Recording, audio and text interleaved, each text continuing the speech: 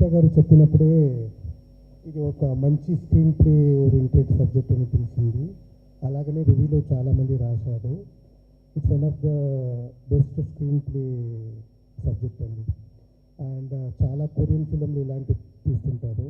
మీరు చూస్తే it's completely different from Telugu cinema.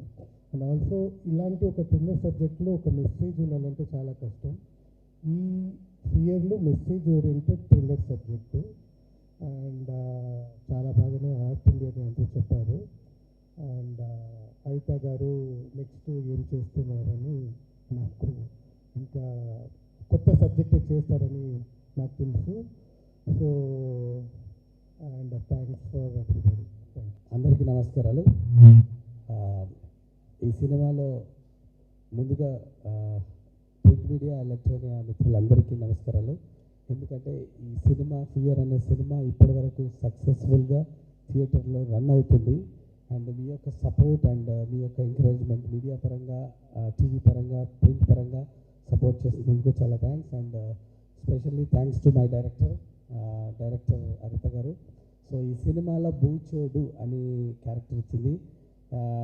TV చూస్తున్న వాళ్ళందరూ కానీ లేకపోతే ఎవరైనా సరే లైఫ్లో చిన్నప్పటి నుంచి ఈ బూచోడు అనే పేరు ఖచ్చితంగా వింటారు వాళ్ళు రియల్ లైఫ్లో.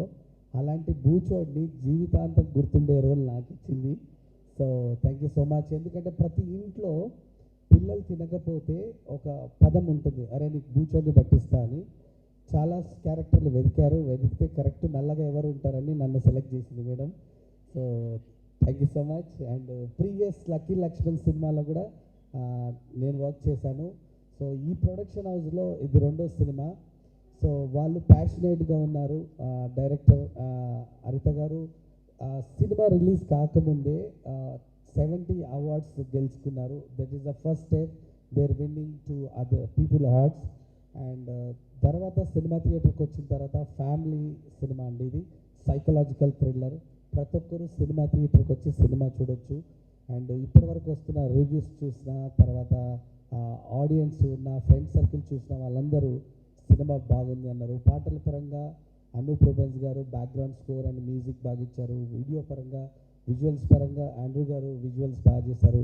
అండ్ డైరెక్షన్ పరంగా ఫస్ట్ టైం డైరెక్ట్ చేసిన she did fabulous performance. More over తను మాకు ప్రతిదీ యాడ్ చేసి చూపించేది.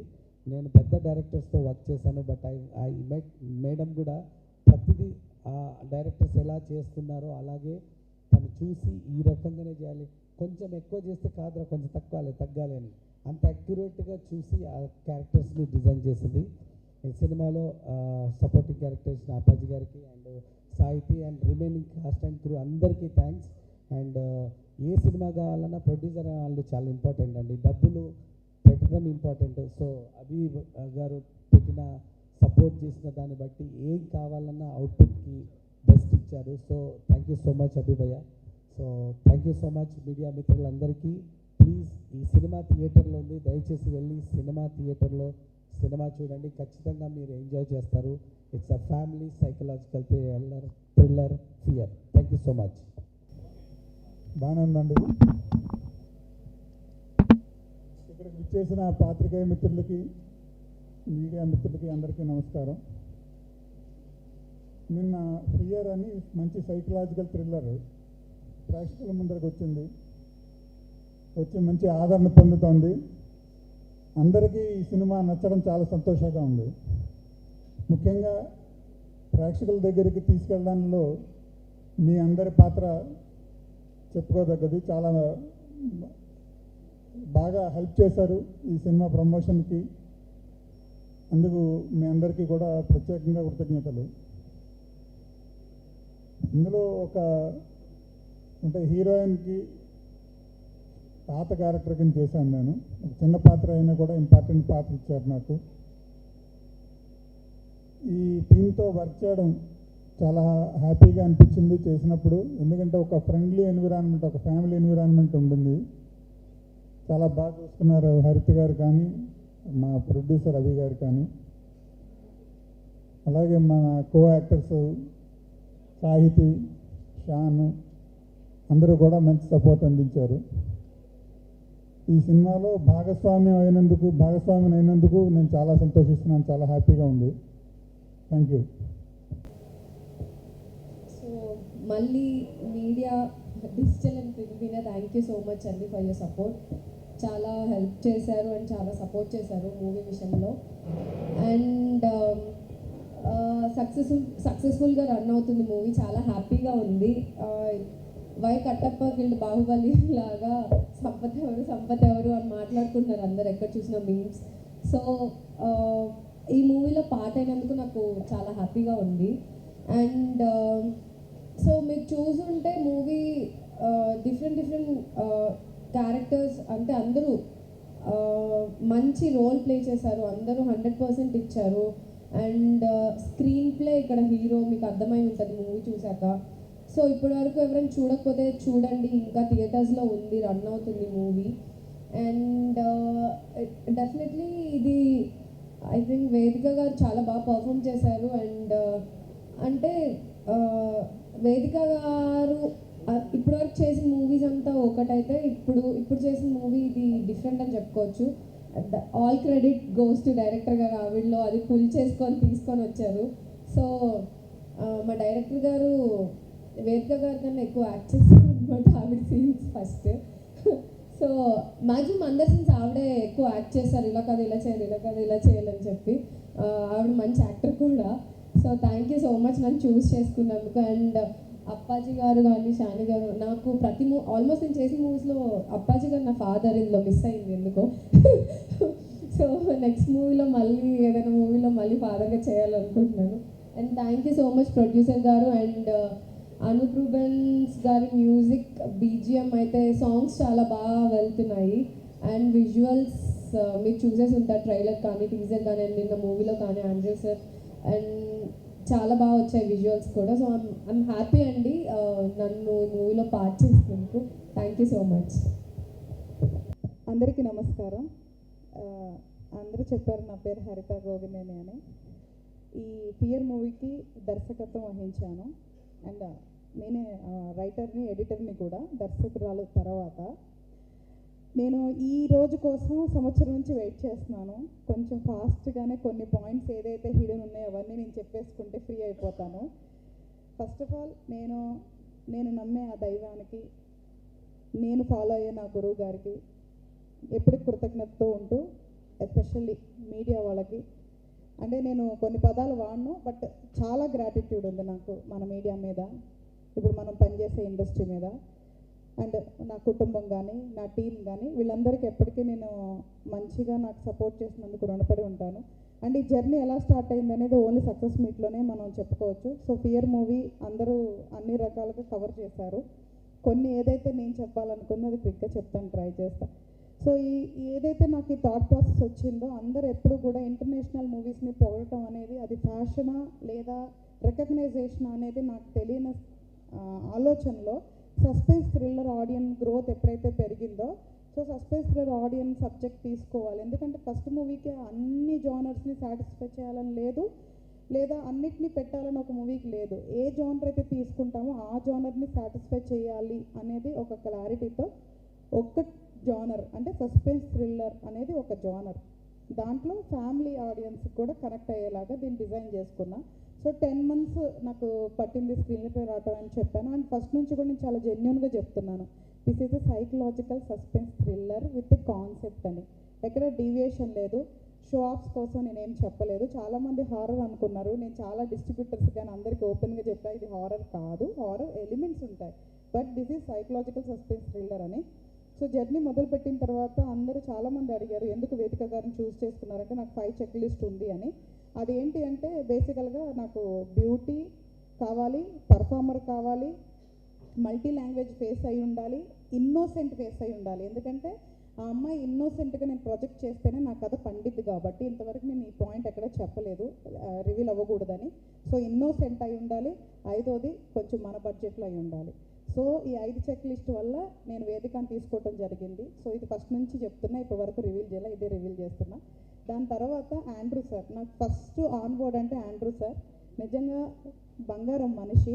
అంటే అంత పెద్ద డిఓపి అండ్ ఆయన అప్పటికే డైరెక్షన్ ప్రాజెక్ట్ చేస్తున్నారు. అయినా సరే నాతో ప్రీ ప్రొడక్షన్లో 3 months ఫుల్ టైం స్పెండ్ చేశారు. నేను ఆయన ఎవ్రీడే కూర్చోవటం, ఎలాగుండాలి సీను. మేము కొన్ని చోట్ల సింగిల్ షాట్స్ టేకింగ్ చేసాం. అన్ఫార్చునేట్లీ మేబీ అవన్నీ ఎవరైనా గమనించారో రాశారో నాకు తెలీదు. సో ఒకవేళ చూడకపోతే మళ్ళీ చూడమని నేను అడుగుతున్నాను.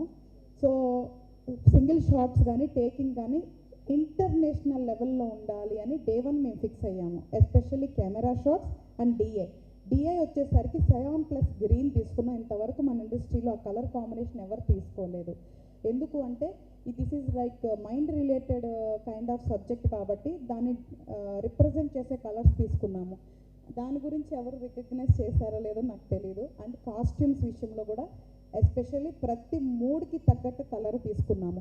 ఇంత కేరింగ్ గ్రౌండ్ లెవెల్ నుంచి తీసుకున్నందుకు నేను చాలా గర్వపడుతున్నాను. ఎందుకంటే మీరు నాకు ఏ పని ఇచ్చినా నేను ఇట్లాగే చేస్తాను, సిన్సియర్గా ఎఫర్ట్స్ పెట్టి చేస్తాము.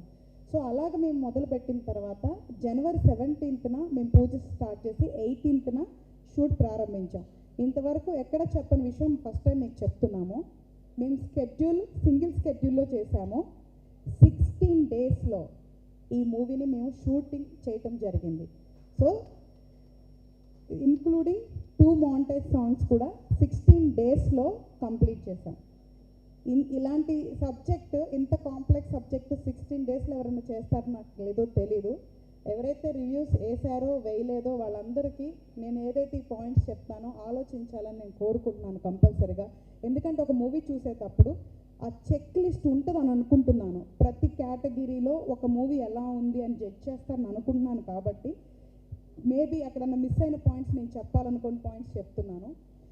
తర్వాత ఈ 16 daysలో నేను కంప్లీట్ చేయడానికి కంపల్సరిగా నాకు అందరు ఆర్టిస్టులు సపోర్ట్ చేయబట్టి, డిఓపి గారు ఆయన భుజాల మీద వేసుకొని పరిగెత్తబట్టి నేను చేయగలిగానండి.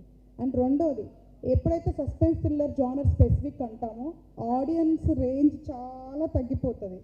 So producer will be on the risk. Maybe మేకర్గా నిజం చెప్తున్నా, అందరు రివ్యూవర్స్ ఎక్కడన్నా ఏదన్నా మైనస్ అన్నారు కానీ నన్ను మైనస్ అన్నోళ్ళు ఎవరు లేరు పాపం. కానీ నాకు మేకర్గా పేరు వస్తుంది కానీ ప్రొడ్యూసర్గా ఆయనకి ఇబ్బంది అయి ఉండొచ్చు. బట్ కానీ అయినా సరే ధైర్యంగా నన్ను నమ్మించినందుకు నేను ఫస్ట్ థ్యాంక్స్ ప్రొడ్యూసర్ గారికి చెప్తున్నాను. ఎందుకంటే చాలామందికి తెలుసో తెలీదు కమర్షియల్ మూవీలు అంటారు, లేదా కామెడీ అంటారు, లేదా సాంగ్స్ అంటారు, ఫైట్స్ అంటారు. ఇవన్నీ పెడితే నేను మళ్ళీ పెద్ద స్టార్ని తీసుకురావాలి. చిన్న స్టార్లు పెట్టి ఫైటింగ్లు పెడితే రీసెంట్గా పాపం చాలా మూవీస్ వచ్చి ఎంత ఇబ్బంది పడ్డారో నాకు తెలుసు. సో చిన్న సినిమాలు అవన్నీ పెట్టలేమండి. చిన్న సినిమా అంటే బిలో 5 crores సినిమాని చిన్న సినిమా అంటారు ఇక్కడ first of all. Above 5 crores సినిమాని మీడియం రేంజ్ సినిమా అంటారు. ఇంకా 10 above అంటే పెద్ద సినిమా అని చెప్పొచ్చు. సో చిన్న సినిమాల్లో అండి కమర్షియల్ చేయటం చాలా కష్టం. కాన్సెప్టో కంటెంటో ఏదన్నా మ్యాజిక్ ఓరియంటెడ్ తీసుకోగలం. కాబట్టి నేను వెరీ క్లారిటీతో ఆ లెవెల్ ఆఫ్ థింకింగ్తో ఆడియన్ని నేను చీట్ చేయకుండా చేయాలనుకున్న విషయంలో నేను 100% సక్సెస్ అయ్యాను. అందుకే ఈరోజు మీట్ చేస్తున్నాను. ఎందుకు అంటే తీసినంత వరకు, రిలీజ్ చేసేంత వరకు నాలో చాలా ఫియర్ ఉంది. కానీ ఎప్పుడైతే రిలీజ్ చేసి ఎస్పెషల్లీ ఆడియన్స్ పర్సనల్గా మనకి రివ్యూ ఇవ్వటం స్టార్ట్ చేశారో, మీడియా నుంచి ఎప్పుడైతే రివ్యూ స్టార్ట్ అయిందో అప్పుడు నేను చాలా హ్యాపీగా ఫీల్ అయ్యాను. So first of all shooting on time complete చేశాము. తర్వాత ఎడిటింగ్ వర్క్ నా మీదే పడింది, అది కూడా ప్రాపర్గా కంప్లీట్ చేసాం. తర్వాత డిఐ కంప్లీట్ చేసాం ఆన్ టైం, ఆర్ఆర్ కంప్లీట్ చేసాం. మొత్తం ఫస్ట్ కాపీ జూలై కల్లా రెడీ చేసామండి. అంటే ఒక మూవీ 7 monthsలో ఫస్ట్ కాపీ టోటల్ వర్క్తో రెడీ అయిందంటే అంతకు మించిన సక్సెస్ ఏమన్నా ఉంటుందేమో నాకు తెలీదు. అంటే సక్సెస్ని కొలమానం చేసేది డబ్బే అని నేను అనుకోవట్లేదు. So and success is a process. అందులో మేము సక్సెస్ అయ్యాం. ఆ తర్వాత నేను అవార్డ్స్కి అప్లై చేయడం జరిగిందండి. అవార్డ్స్ గురించి ఫస్ట్ నుంచి చెప్తున్నాం కదా, మళ్ళీ ఎందుకు చెప్తున్నాను అనుకుంటున్నారా? అన్ని దేశాల్లో, నా దేశం కాదు అది, కొన్ని 100,000 మూవీస్ వచ్చినప్పుడు జ్యూరీ టీం అంటే 10 to 10 people ఉంటారండి. 5 to 10 people లీస్ట్. చిన్న జ్యూరీ అయినా 5 people ఉంటారు, పెద్ద అయితే అబౌట్ 10 ఉంటారండి. డిఫరెంట్ కంట్రీస్ వాళ్ళు, డిఫరెంట్ టెక్నీషియన్స్. 100,000 సినిమాలో ఫియర్ అని ఇండియా నుంచి ఒక లాంగ్వేజ్, వాళ్ళకి తెలియని లాంగ్వేజ్, తెలుగులో వచ్చిన సినిమా 39 ఇంటర్నేషనల్ ఫెస్టివల్లో సెలెక్ట్ అయిందంటే అది చాలా గర్వంగా ఫీల్ అవ్వాలి. కాకపోతే ఇక్కడ ఏంటి అంటే పెద్దోళ్ళు తింటే పలహారాలు, చిన్నోళ్ళు తింటే సిరుదిండ్లు అని ఒక సామెత ఉంది. నిజం చెప్పండి, ఒక పెద్ద కుటుంబంలో కానీ, వెరీ నోన్ స్టార్స్లో కానీ 1-2 అవార్డ్స్ వచ్చినా కూడా ఎంత హైప్ క్రియేట్ చేసేవాళ్ళు అందరూ. అలాంటిది ఒక సామాన్యురాలు, ఒక సామాన్య దర్శకురాలు ఫస్ట్ టైం మూవీకి, నేను చెప్తుంది ఫస్ట్ టైం మూవీకి without experience 39 awards international film ఫెస్టివల్లో ఫిలిం విన్ అయింది. 71 అవార్డ్స్ అంటే చిన్న విషయమా? కానీ ఎవరన్నా దాన్ని ఫోకస్ చేశారా ఈ రోజు వరకు? బట్ పర్వాలేదు, ఎప్పుడు కూడా సమయమే మాట్లాడాలనుకునే మనిషిని నేను. ఏదైనా వస్తే దాన్ని పూర్తిగా చూసే వరకు వెళ్ళే అమ్మాయిని కాదు నేను. సో నాకేమీ హర్రీ లేదు, ఐ విల్ వెయిట్. బట్ ఈ పాయింట్ ఒక్కటి నేను చెప్పాలనుకున్నాను. బట్ ఇదైతే ఫ్యాక్ట్ అండి. ఒక స్టార్, ఒక డబ్బు స్టేటస్ ఉన్న వాళ్ళకి ఏది జరిగినా గొప్పే, అది బాధ అయినా సంతోషమైన. బట్ సామాన్యులకి మాత్రం కాదు, చిన్న వాళ్ళకి కాదు. బట్ మీడియా వాళ్ళు గొప్ప వాళ్ళే, కానీ ఈ విషయాలను కూడా కొంచెం ఫోకస్ చేయాలని నేనైతే పర్సనల్గా కోరుకుంటున్నాను. అండ్ ఆన్ బోర్డ్ అయిన తర్వాత అందరూ ద బెస్ట్ అండి. నాకు అనూప్ గారు, ఆండ్రూ గారు అంటే బంగారాలు అని చెప్తాను. They are gods to me in the technical are person wise.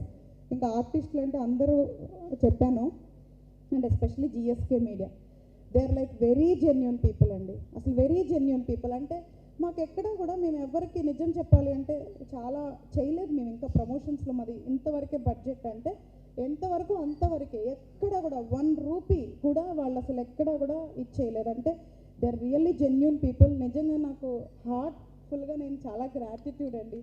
ఎందుకంటే ఇంత పెద్ద సినిమాలు చేసేవాళ్ళు చిన్న సినిమాను కూడా అంతే స్థాయిలో చూస్తున్నారు. అందుకే మీడియా వాళ్ళంటే నాకు ఇష్టం.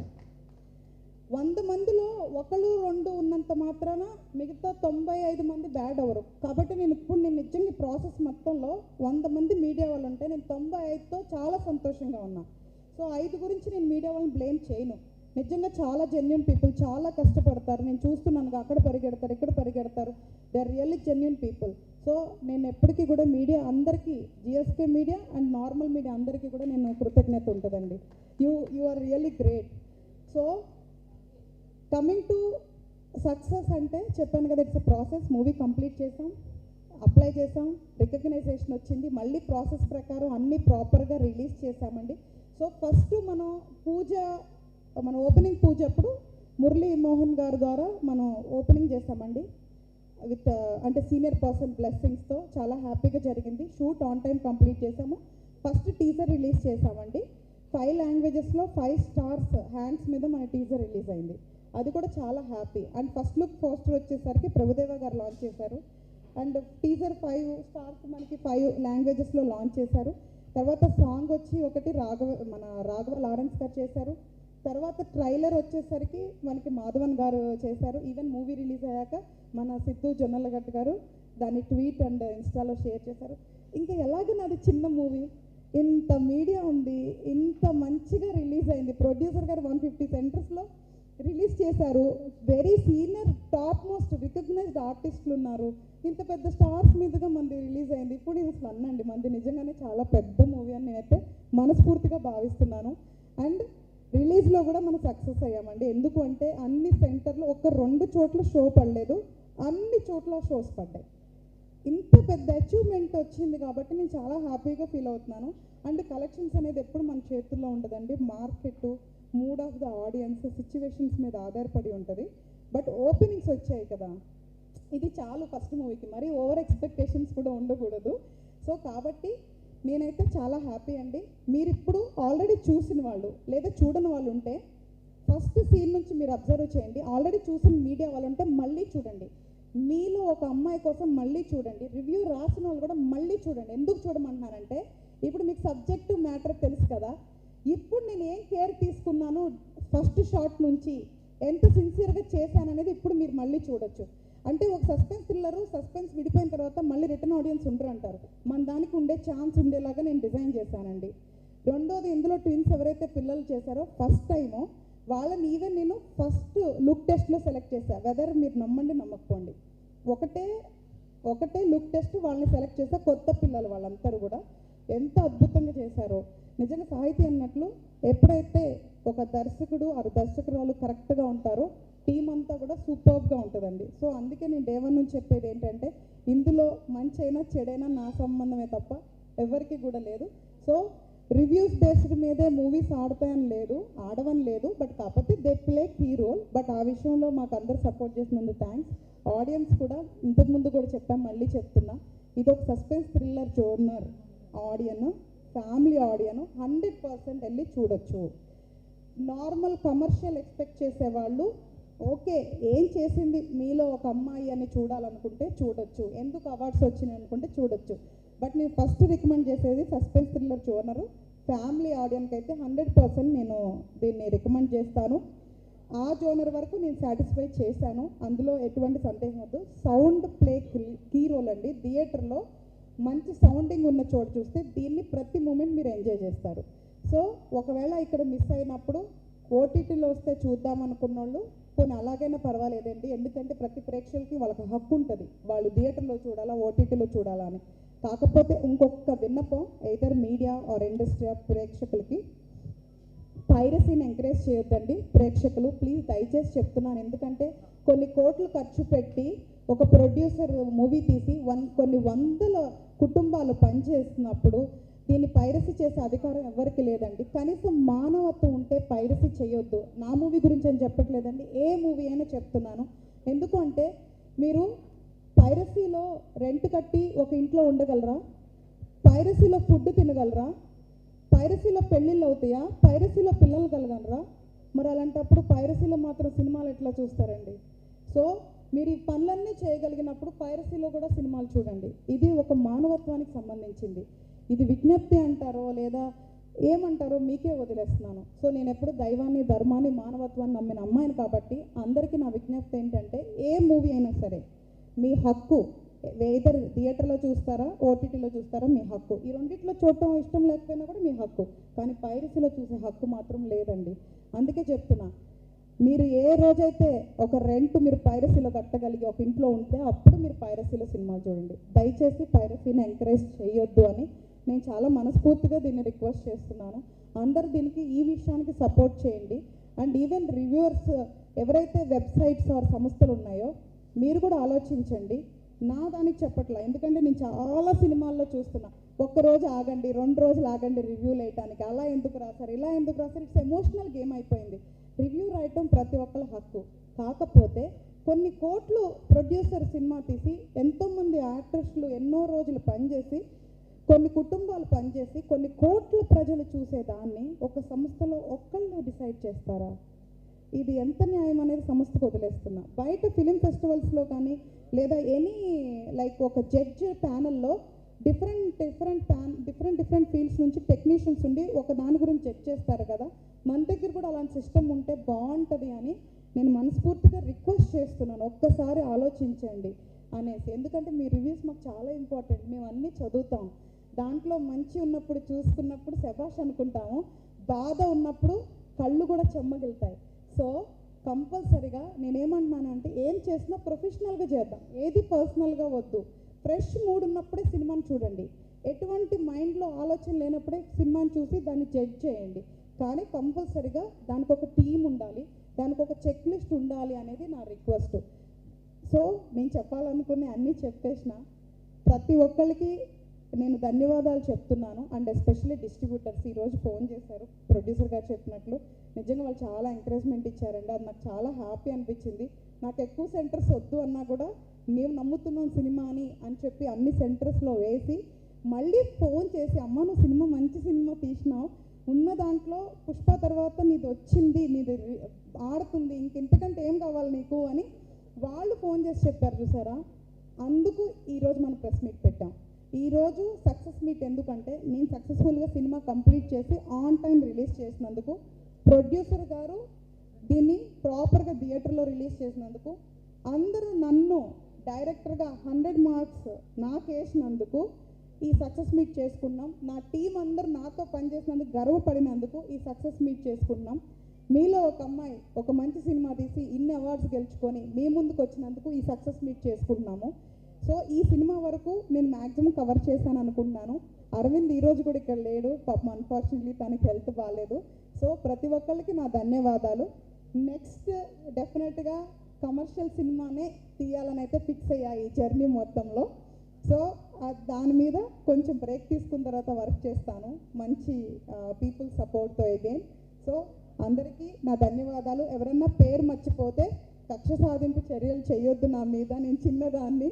సో ఈ టెన్షన్లో ఏం మాట్లాడని తెలియదు కాబట్టి, సో ప్రతి ఒక్కరికి నాతో పనిచేసిన వాళ్ళకి ప్రత్యక్షంగా పరోక్షంగా చాలా ధన్యవాదాలు. నా సినిమా చూసిన ప్రతి ప్రేక్షకులకి మనస్ఫూర్తిగా ధన్యవాదాలు అయితే నేను చెప్తున్నా.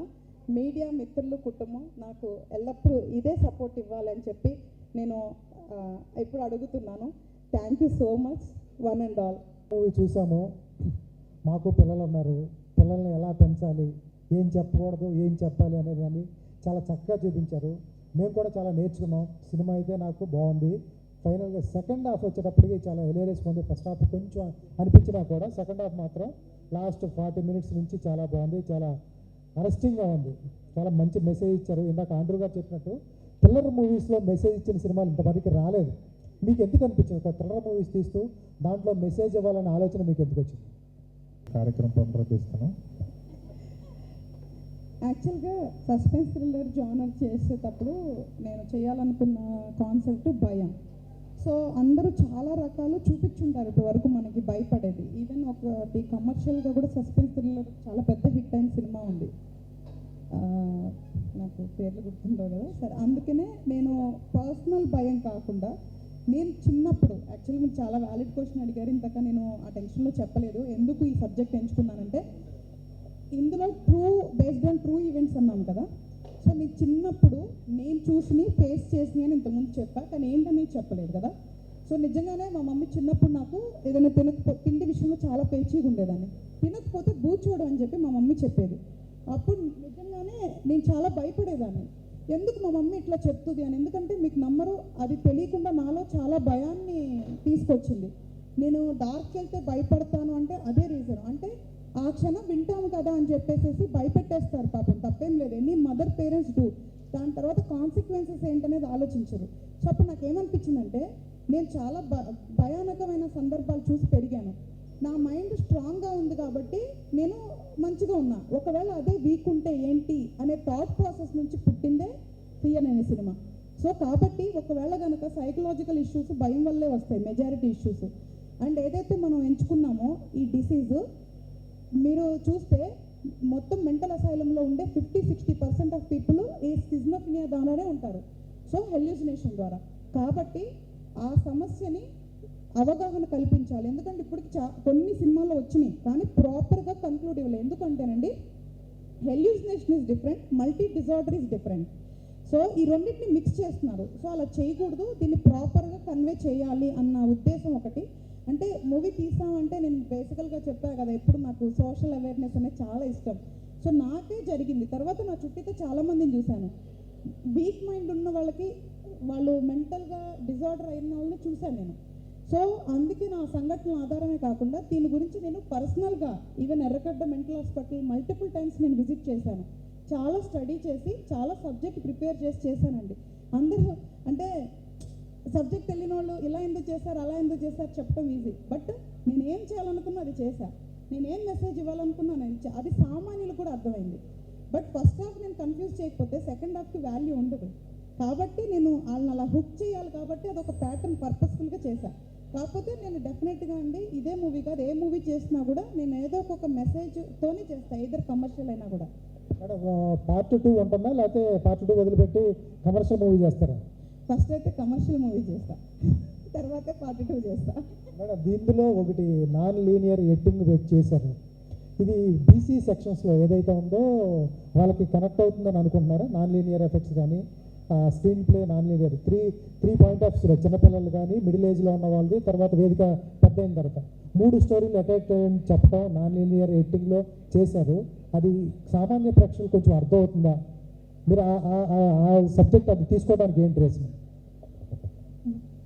అంటే ఎడ్యుకేషన్ ఉన్నా లేకున్నా సామాన్యులు కూడా అర్థం అవ్వాలని సెకండ్ హాఫ్లో నేను అంత నీట్గా స్పూన్ ఫీడింగ్ ఇచ్చాను. మెసేజ్ సామాన్యులకు కూడా అర్థమవుతుంది. కానీ బీసీ సెంటర్స్ ఆడియన్స్ ఎంజాయ్ చేసేవి దీంట్లో ఉండకపోవచ్చు. ఎందుకంటే వాళ్ళు చిల్ అవుతానికే మ్యాక్సిమం థియేటర్స్కి వస్తారని విన్నా, అవి ఎప్పుడు చెప్తూ ఉంటాడు. సో మేబీ కమర్షియల్ సాంగ్స్ లేవు, కమర్షియల్ ఫైట్స్ లేవు, జోక్స్ లేవు, కాబట్టి వాళ్ళు టూ మచ్గా ఎంజాయ్ చేయలేరు.